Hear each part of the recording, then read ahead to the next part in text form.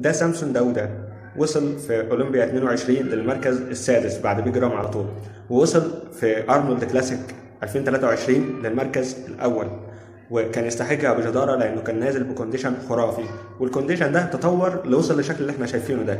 زي ما انتم شايفين كونديشن محترم جدا. فطبعا في خطوره على البيج رام ان هو يقدر يتحصل على لقب تاني، لان مع تقدم السن والمنشطات اللي كانت بتاخد زمان وكده بتاثر مع كبر السن. حتى لو تسال واحد طبيعي هتقول له على مثلا لو كان بيشتغل شغل تقيل زمان هتلاقيه بيأثر عليه حاليا، وهكذا برضه مع البيج رامي. فانا من رايي حتى لو مش هيعجب ناس كتير، لو ما توفقش في السنه دي او السنه الجايه ممكن يشوف البيزنس زي جي كاتلر مثلا. كان بعد ما سنه كبر اتجه ناحيه البيزنس وعمل ارقام خرافيه حرفيا يعني.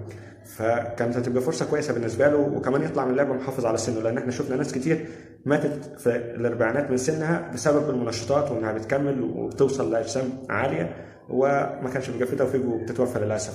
وهكذا برضو مع البيج رامي، الموضوع بيتطور، كل ما بيسد حاجه بيلاقي حاجه تانية، كل ما بيخلص من مشكله بيلاقي مشكله. الخلايا الجذعيه الحمد لله حلها وقدر ان هو يوصل لشكل كويس، بس بيبدا بعد كده بيبقى في مشاكل تانية وهكذا.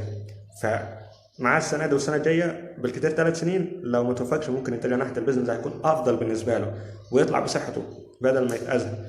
لان زي ما شايفين سامسون وهادي شوبان اللي بيوصل لمستوى خرافي حرفيا. السنه اللي فاتت خد اول، والسنه دي وصل لمستوى كويس. هو معروف بالنشافه بتاعته، هو ما عندوش غير حاجتين بس وحشين، الساعد بتاعه والتفصيلات اللي في ظهره هي اللي مش افضل حاجه، لكن مع تناسق جسمه بيبقى ما فيش مشكله اصلا.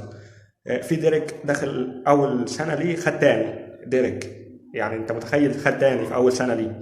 نيك ووكر ومش عارفاه وكلهم ناس يعني، في منهم صغير دخل بمستويات حلوه وفي منهم كبير، بس برضه الموضوع بتاعه متطور اكبر وعارف يطور من نفسه اكتر. ففي خطوره يعني كبيره جدا ان هو البيج رام يقدر يرجع اللقب تاني. لكن يعني توفيق ان شاء الله يقدر يجيب لنا اللقب السنه دي السنه الجايه على حسب اللي وصلنا منه في المستوى بتاعه اللي نزل. فهو فعلا نازل بمستوى كويس، بس طبعا زي ما احنا شايفين حتى سامسونج والبيج رامي، يعني مش بقول سامسونج الافضل، هو الاضاءه بتفرق وان انت تتحط جنب ناس تانية بيفرق برضه. فانت ما تحكمش عليه من الصوره دي بس، لكن انا بوريك التفصيلات العضليه اللي فيه والكتله بتاعته. اما لما تحط جنب ناس والاضاءه بتتغير كله ده بيختلف 360 درجه.